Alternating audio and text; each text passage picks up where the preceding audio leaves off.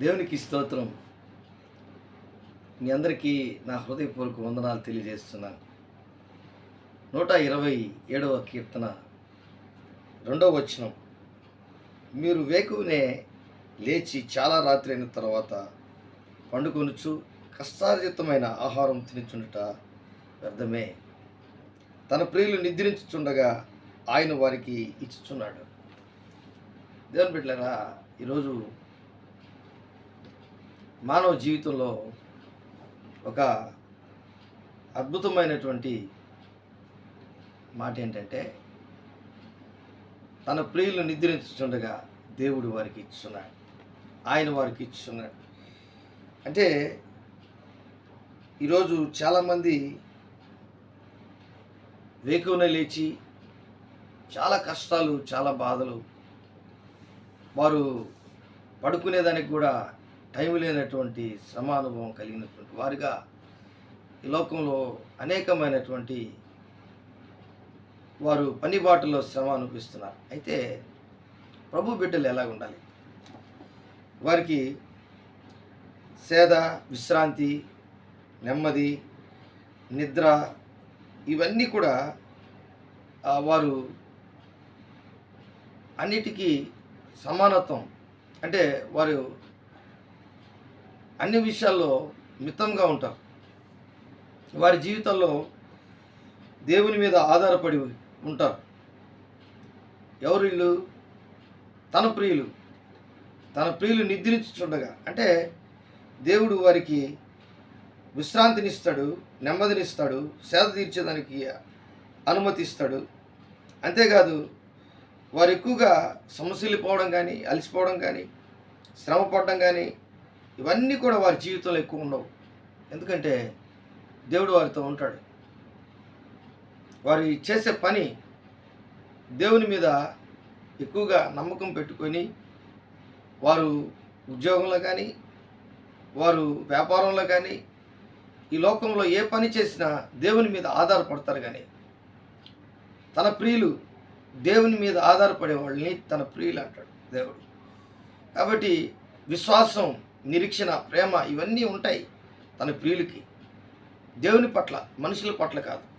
మనుషుల పట్ల ఉండొచ్చు, ఉండకపోవచ్చు, కానీ దేవుడు పట్ల ఎప్పుడైతే మనం ప్రేమ కలిగి, అనగా దేవుని ప్రేమించే వారికి, అనగా ఆయన సంకల్పం చొప్పున పిలువబడిన వారికి మేలు కలుగుటకై సమస్తము సమకూడి జరుగునని ఎరుగుదమని రోమా 8:28లో చెప్పబడినట్లుగా తన ప్రియులు నిద్రించుచుండగా దేవుడు వారికి ఇచ్చున్నాడు.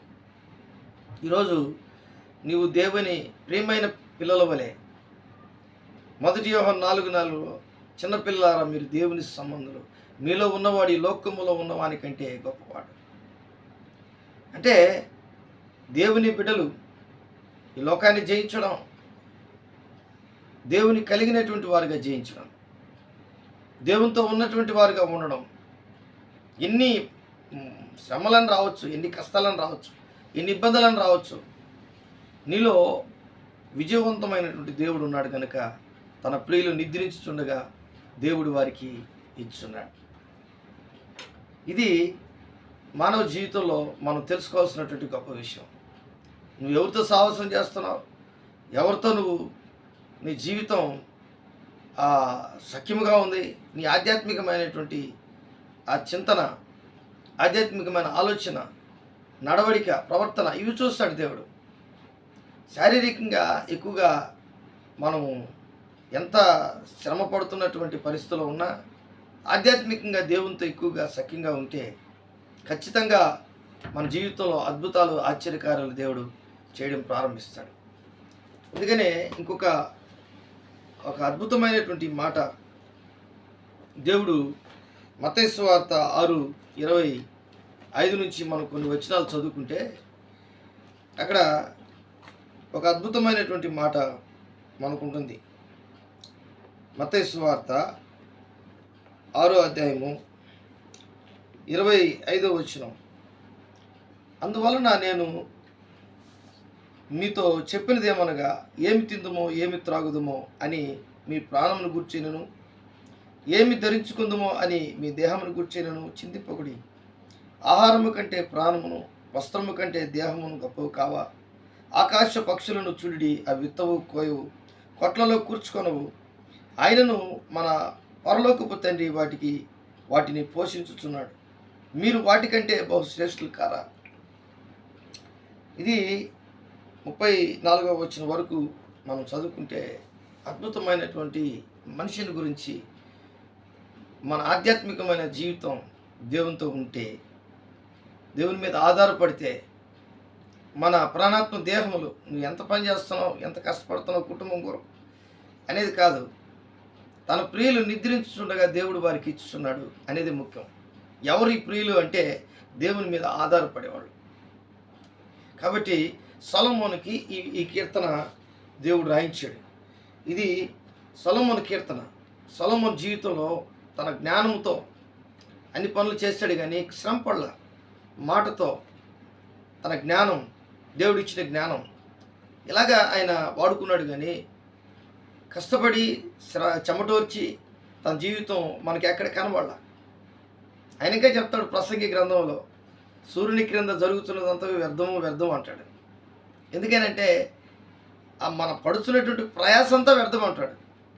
కాబట్టి నీకు ఏది కావాలో దేవుని దగ్గర నువ్వు పొందుకునేదానికి ఒకటి కారణం, దేవుని బిడ్డగా, దేవుని పిల్లలుగా మనం ఉంటామో అప్పుడే దేవుడు మనల్ని గమనిస్తాడు. మనకు నానాటికి కావలసినటువంటి అన్నము లేక ఆహారము దేవుడు మనకు దయచేస్తాడు. సర్వ సమృద్ధిలో మనకు అనుగ్రహిస్తాడు. దేవుడి వాక్యాన్ని దీవించి ఆశీర్వదించునుగాక. ఆమేన్. ప్రేమ నమ్మకం కలిగినటువంటి యేసయ్య గుడి వచ్చిన బిడ్డలందరినీ మీరు దీవించి ఆస్వాదించు. నైనా ఈ యొక్క వీడియో చూస్తున్నటువంటి బిడ్డలందరినీ దీవించి ఆస్వాదించు. యేసు నామములో అడిగి వేడుకుంటున్నాను తండ్రి. ఆమేన్. ఆమేన్.